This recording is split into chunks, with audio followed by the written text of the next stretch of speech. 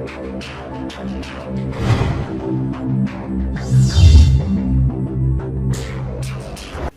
guys, welcome back to our program, My SCC Flashes.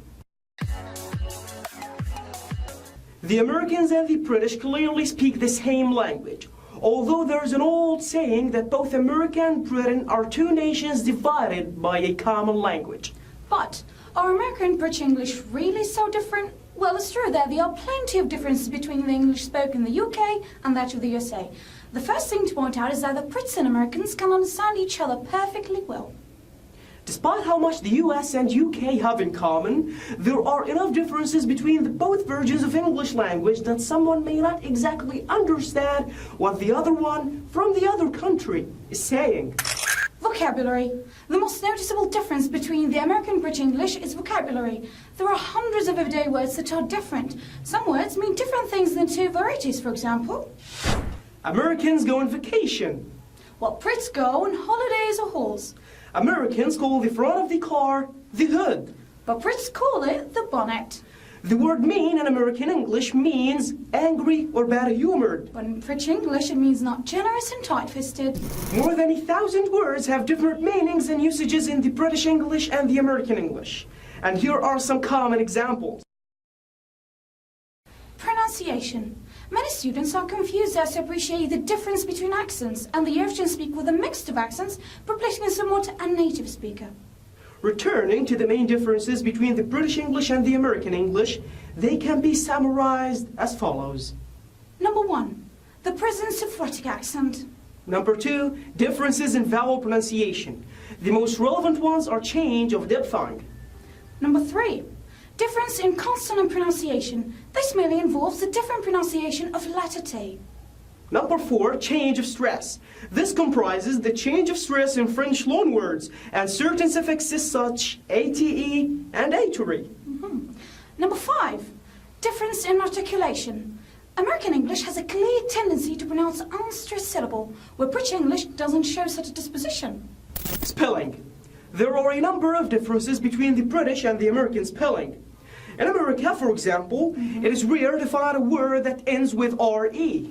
Whereas this is common in Britain. Some examples include centre and meter. In America, we drop the U in most of the British words, such as color and flavor. As well, we drop the L in traveler and reveler. The man chiefly responsible for these differences was Noah Webster, whose name you will still find on the front of America's most popular dictionaries.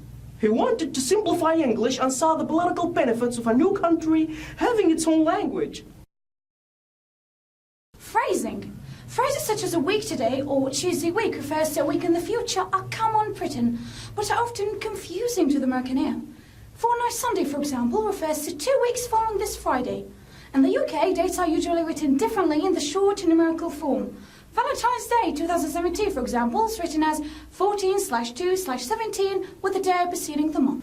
Minor grammar differences. There are very few grammar differences between the British English and the American English. Certainly, the words we choose might be different at times. However, generally speaking, there are some rules we follow. With that said, there are few differences. Use of the present perfect. Number 1. In British English, present perfect is used to express an action that occurred in the recent past that has an effect on the present moment. For example, I've misplaced my pen. Can you help me find it? But in American English, the use of the past tense is also permissible. For example, I misplaced my pen. Can you help me find it? However, in British English, using the past tense in this example would be considered incorrect. Number 2. Other differences involving the use of the present perfect in the British English and the simple past in the American English include the words already, just, and yet. For example, in British English we say, I've just had food. Have you finished your homework yet? While we, in American English, say, I've just had food or I just had food. As well, we say, I've already seen that film or I already saw that film. Collective nouns. There are few grammatical differences between the two varieties of English. In America, collective nouns are singular. For example, staff refers to a group of employees. Team refers to a group of athletes.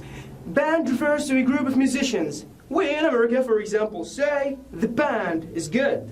Right. In British English, a collective noun like committee, government, team, etc. can be either singular or plural, but more often tends the word plural, emphasising the members of the group. Now, you might hear someone from Britain say, the team are playing tonight, or the team is playing tonight. The past participle of get.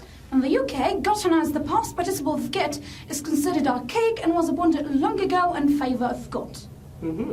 However, in America, people still use gotten as the past participle of get. Regular or irregular verbs. This is a subtle difference that can be easily overlooked in speech, but is much more apparent in the written form. Many verbs that are regular in the pre-treated Britain, such as lived, dreamt, burned, learned, have been made regular in America. Lived, dreamed, learned, burned. In British English, many past simple verbs can end in ed or in t. But in American English, the ending of ed is normally preferred. For example, she learned to play the piano. But in America, she learned to play the piano. All right. Prepositions. The differences that are going to be mentioned are only a general rule. American speech has influenced Britain via pop culture and vice versa. Therefore, some prepositional differences are not as pronounced as they once were. In British English, at is used with many time expressions. For example, at Christmas, at 5 o'clock, and at the weekend. In American English, on is always used when talking about the weekend, not at. In British English, at is often used when talking about universities or other institutions. In American English, in is often used. In British English, to is always used after the verb right. Nice. But in American English, to can be omitted after the verb right. Okay. Auxiliary verbs. Another grammar difference between American and British English relates to auxiliary verbs. Oh, by the way, auxiliary verbs, also known as helping verbs, are verbs that helps creating and forming the grammatical function. Amazing. Yeah. In British English, needn't is often used instead of don't need to. Wow. But in American English, needed is very unusual, and don't need to is the usual form. In British English, shall is often used as an alternative to will to talk about the future. But in American English, shall is unusual, and will is normally used. All right. In British English, shall I or shall we is often used to ask for advice or an opinion. Well, in American English, should is often used instead of shall. Tag questions. A tag question is a grammatical form that turns a statement into a question. For example, the whole situation is unfortunate, isn't it? Or, you don't like him, do you, Saja? I'll think about it. Okay. The tag includes a pronoun and its matching form of the verb be, have, or do. Tag questions encourage people to respond and agree with the speaker. Americans use it too, but less often than the Brits. All right. Yeah. Positions. There are two forms to express position in English. Have or have got. Do you have a car or have you got a car? Well, both forms are correct and accepted in both British and American English. Have got, have you got, or he hasn't got, etc. is generally the preferred form in British English.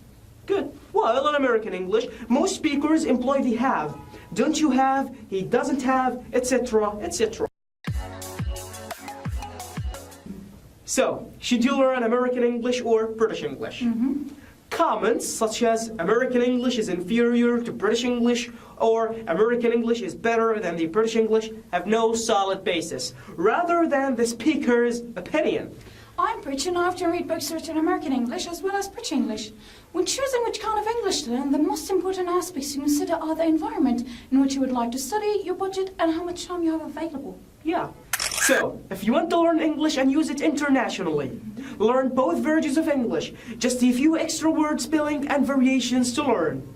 It's good to be aware how English speakers from all over the world use the language, no matter where they come from. So, after knowing the difference between the American accent and British accent, how about you teach me a sentence in your accent, I will teach you one of mine in return. Okay, sounds like a great idea. All right. Let's do it. How about greeting? Sounds good? Okay, let's start with this. Try to make it in the American accent. Let's see what improvement have you made. All right, I'll try my best. Hello, how are you? Okay, hello, how are you? Ah, that's good. Oh, that's really good. Thanks. Okay. Well, in British English the words are pretty much the same, except there's a little bit different pronunciation. Yeah. You go like this. Hello, how are you? That sounds hard. Okay, hello, how are you? Well, you did a pretty good job. Yeah, thank you. All right, Great. so just pick whatever language is most convenient for you.